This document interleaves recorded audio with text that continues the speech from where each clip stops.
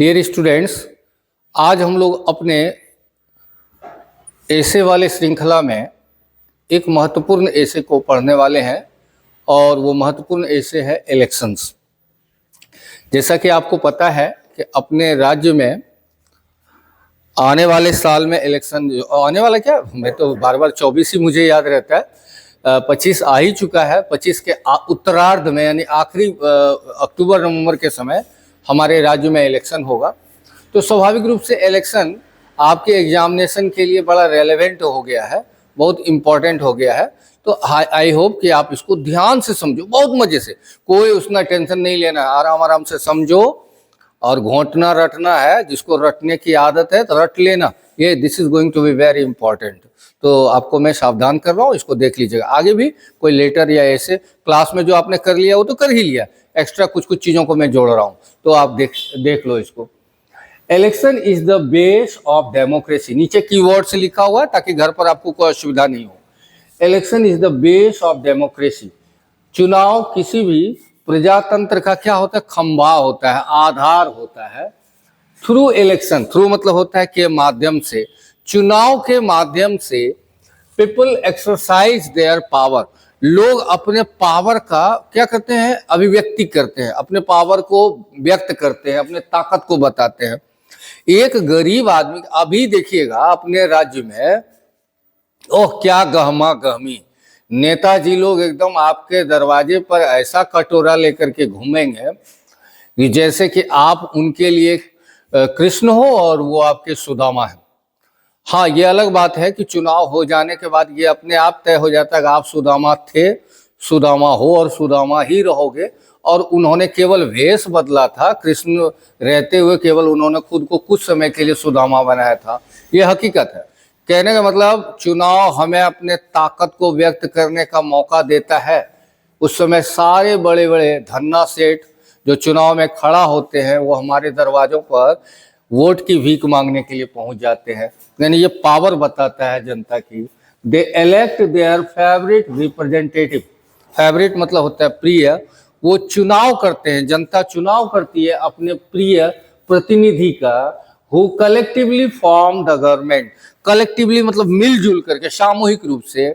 आपको भी हमारे प्रजातांत्रिक व्यवस्था के नियम आपको पता होंगे ही कि जो सबसे बड़ी पार्टी होगी उसी पार्टी के जो सदस्य होंगे वो अपना मुखिया चुनेंगे, जो कि कल को जाके बिहार के मुख्यमंत्री बनेंगे, देश के प्रधानमंत्री बनते हैं। तो दे इलेक्ट देयर फेवरेट रिप्रेजेंटेटिव, वो अपने प्रिय रिप्रेजेंटेटिव को चुनते हैं, प्रतिनिधि को चुनते हैं। Who collectively form the government, जो सब लोग मिल करके एक सरकार का निर्माण करते हैं। Free and fair election is the duty of election conducting bodies, कि राज्य में, देश में चुनाव साफ सुथरा हो, फ्री हो यानी स्वतंत्र हो, फेयर यानी साफ सुथरा हो, ये ड्यूटी है, ये जिम्मेदारी है किसका, इलेक्शन कंडक्टिंग बॉडीज का, जो इलेक्शन करवाती है। तो अपने देश में जो इलेक्शन करवाने वाली संस्था है, लाइक कौन, इलेक्शन कमीशन, उस संस्था को क्या कहते हैं, चुनाव आयोग। यद्यपि मतलब तो आपने पहले भी कई दफा सुना है, यद्यपि since last few years, last पिछले कुछ सालों से, election has been free and fair in our country, पिछले कुछ सालों से अपने कंट्री में इलेक्शन नॉर्मली साफ सुथरे, कुछ कुछ अपवाद हो सकते हैं, कुछ इलाके जैसे बंगाल वगैरह में होता है, धूम धड़ाके होते हैं, लेकिन जहाँ तक बिहार और ये कुछ और राज्य हैं, तो जिस पैमाने पर पहले हत्याएं, आगजनी, लूटपाट, वोट ना दे, माने गरीब लोग वोट ही नहीं दे पाते थे, उनका वोट छीन लिया जाता था, ताकतवर लोग जो होते थे वो उनको वोट ही नहीं देने देते थे। लेकिन अब स्थितियां इतनी स्मूथ हो गई हैं, मैं मान सकता हूं कि 95% लोग बिना डर, बिना किसी का, हाँ अब यह है कि आपने अपना वोट ही बेच दिया, वो तो अलग बात है, लेकिन आपको कोई दबा नहीं सकता कि खबरदार वोट देने गए। तो कुछ कुछ इलाके, मैंने बार बार कहा, इसलिए तो मैं 95% बोल रहा हूँ, 5% अपवाद हो सकते हैं, लेकिन 95% लोग अपने वोट को एक्सरसाइज कर पाते हैं। इसलिए मैंने लिखा भी है कि पिछले कुछ वर्षों में हमारे देश में इलेक्शन क्या हो रहे, फ्री एंड फेयर, स्वतंत्र और साफ सुथरे हो रहे। But some political parties misguide the voters, लेकिन कुछ राजनीतिक दल हैं जो मिसगाइड करते हैं, मिसगाइड मतलब भ्रमित करते हैं, किसको, वोटर्स को on the basis of caste, religion and language.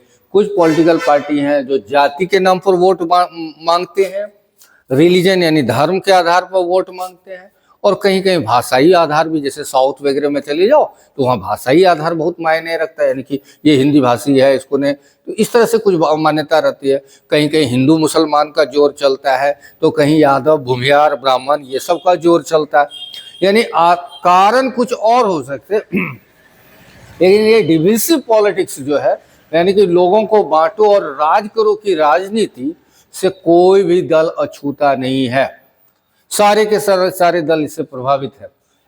Some voters are misguided, कुछ वोटर्स ऐसे होते हैं जिनको मिसगाइड कर दिया, भ्रमित कर दिया जाता है। कैसे मिसगाइड किया जाता है? By offering them money, liquor and the other alluring things. उनको क्या दिया जाता है? आप देखे होंगे गांव में, आप लोग जुड़े हो, हाँ, मुखिया का भी चुनाव होगा तो शराब बांटा जाएगा, खस्सी काटा जाएगा, या अन्य कोई भी चीज जिससे कि लोग आकर्षित हो सके तो पैसा बांटा जाएगा, शराब दिया जाएगा, या अन्य अल्यूरिंग मतलब हमने लिख दिया आकर्षक, जिससे लोग आकर्षित होते हैं, उन सब चीजों को देते हैं। Those leaders who are honest, वो नेता, those leaders who are honest, वैसे नेता। अब मैं कल को जाकर के चुनाव में खड़ा हो जाऊं, विश्वास मानो मुझे 5 वोट भी नहीं मिलेगा, यद्यपि मैं कसम खा सकता हूं मेरी ऑनेस्टी की, लेकिन मुझे कोई नहीं वोट देगा। क्यों? क्योंकि वो जो ताम झाम जो रेला होता है, 50 गाड़ी आगे 50 गाड़ी पीछे, तो हम एक टोटो पर अपना प्रचार करवाएंगे, मेरा कोई वैल्यू ही नहीं रहेगा। तो आम जनता भी थोड़ा सा इन सब चीजों को लेकर के दोषी है, तो उनको ताम झाम भी चाहिए ही चाहिए। तो those leaders who are honest but not rich, वो नेता जो ऑनेस्ट हैं लेकिन रिच नहीं है, यानी ईमानदार तो है लेकिन धनी नहीं है, they can not win election in this situation. इस स्थिति में चूंकि वहां तो मांस बांटा जा रहा है, क्या कहते हैं, शराब बांटे जा रहे हैं, कंबल बांटे जा रहे हैं, उस पर वोट खरीदे जा रहे हैं, और वैसे में शरीफ लोग जो है, ईमानदार लोग हैं, वो चुनाव नहीं जीत पाते हैं। पीपुल मस्ट अंडरस्टैंड, लोगों को समझना ही चाहिए क्या? That their short term gain can be long term loss. लोगों को यह समझना चाहिए उनका जो अल्पकालीन ज्ञान हो रहा है, मैंने मांस खा ले रहे हैं, दारू पी ले रहे हैं, पैसा ले रहे हैं, वो अल्पकालीन है, आज खाया 2-3 दिन में उसका खबर खत्म, और उसका नुकसान क्या होगा लॉन्ग टर्म में जाकर के। आपके इलाके में ना तो कभी कोई सड़कें बनेगी, नालियां बनेगी, कोई विकास के कार्य, क्योंकि आपको उन्होंने खरीदा था, आपके वोट को नहीं खरीदा, आपके ईमान को खरीद लिया था, 500 रुपया दे करके, 1000 रुपया देकर। आपको आपकी औकात, आप कुछ बोल भी नहीं पाओगे उनके सामने जा करके। तो ऐसा होता है कि हम लोग शॉर्ट टर्म के लिए अपने लॉन्ग टर्म गेन को लूज कर जाते हैं। आगे है, our vote is very precious. Precious मतलब अभी यहाँ देखो, हमारा वोट क्या है? बहुत ही मूल्यवान है। हैंस मतलब होता है अतः, वी मस्ट बी केयरफुल, अतः हमें बहुत सावधान रहना चाहिए।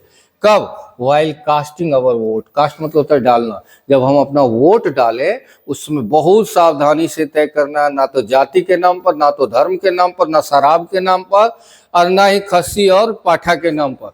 तो क्या करना चाहिए? Our vote is very precious, हमारा वोट बहुत मूल्यवान है। Hence we must be careful while casting our vote. जब हम अपना वोट डालें तो उसमें बहुत सावधान रहना है।